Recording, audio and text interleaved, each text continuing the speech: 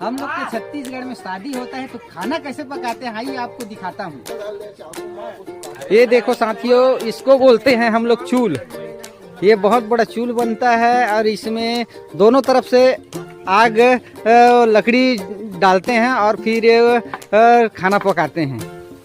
ये देखो साथियों, एक ठो में खाना पकेगा, एक ठो में दाल पकेगा। अभी पानी गर्म नहीं हुआ है इसलिए डला नहीं है, और इधर सब्जी पकेगा। तो साथियों ये देखो, ये खाना पकाने वाले हम लोग का उस्ताद ये देखिए, ये सब्जी कट रहा है।